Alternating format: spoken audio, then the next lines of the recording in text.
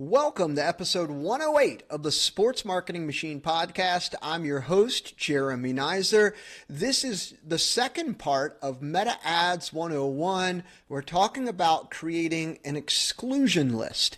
If you are listening to this on the audio version, which is the podcast on Spotify or Apple, I'm going to put a link in the show notes for you to be able to head on over to the YouTube so you can watch what I do as we talk through building an exclusion list. All right, let's dive into it. We're staring at an ad campaign inside on the left side of adsmanager.facebook.com. On the left side, you have the ability to build an audiences. So I'm going to click audiences. Here we are. We have a bunch of different ones that you see in here.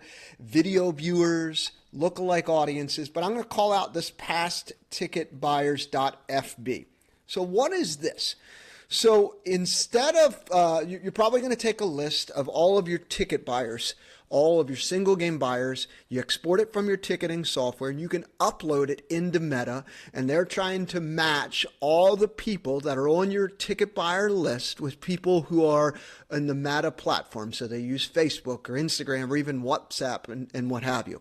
So I want you to download single game buyers in one list and then all of your ticket plan holders in a completely different list. And here's why. Ticket plan holders, we're going to use that to create an exclusion list. So let's pretend for a second past ticket buyers-fb is our past football season ticket holders and football mini plan holders. Let's just pretend that's who they are. Why would we create this list versus putting them all together in the single game buyer list? Well, here's why. We want a list of people that we don't want to show our ads to. Let's say we're promoting a new 5-game ticket plan or a new 3-game ticket plan for football or 5-game plan or a new season tickets or whatever it may be that we're promoting. We do not want to show our ads to people who have already purchased a ticket plan with us. We're wasting our ad dollars. We're wasting our marketing dollars. So when you are building your audiences, I want you to create those two, a past ticket buyer list, which is your single game buyers. And that could go back 3 years, 5 years, 8 years, however far you want to go back, probably not more than 8 years. That's a little long, but I want to also download from your ticketing software your ticket plan holders, and they are in their own list. So when you're going over and you're going to build a new campaign, we're just going to do this right in front. Remember, if you're watching on YouTube, but if you're listening to it, I'm going to put the link in the show notes for you to be able to watch along. All right, so we're in here. Let's just create a new campaign. We're going to click Create. The green button there, loading creative. We're going to drive traffic. We're going to hit continue. We're going to do manual just for the sake of making it simple. Remember, there's 3 parts to a meta ad campaign. There is the overall campaign, the ad set, and then the actual ad, the creative that you're using. So where you're going to find the ability to add in lists and create exclusions is inside of the ad set. So I'm going to go ahead and click the ad set. We're going to cruise on down. We're going to send people to our website. Remember, we're going for landing page views. We're not going for clicks. We're going for landing page views. And then we're going to go down to where it says locations, show more options. So down here, we have the ability to target people in a specific area.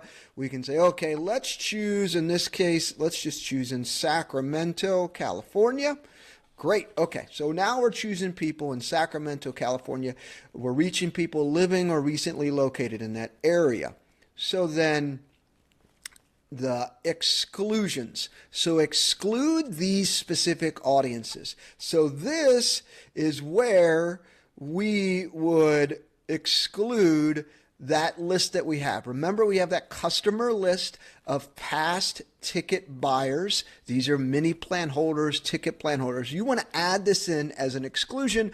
Otherwise, Meta's just going to show your ad to whomever you're in here targeting. So if you're targeting a specific people trying to get them to watch more videos, or you're doing a warm audience of people who are your website visitors, whatever your targeting is in here, you definitely want to exclude past ticket holders. This gives you an ability to really kind of drill in there. So we can even change the minimum age if we wanted to. We're going to change it to 25 just for the sake of conversation today.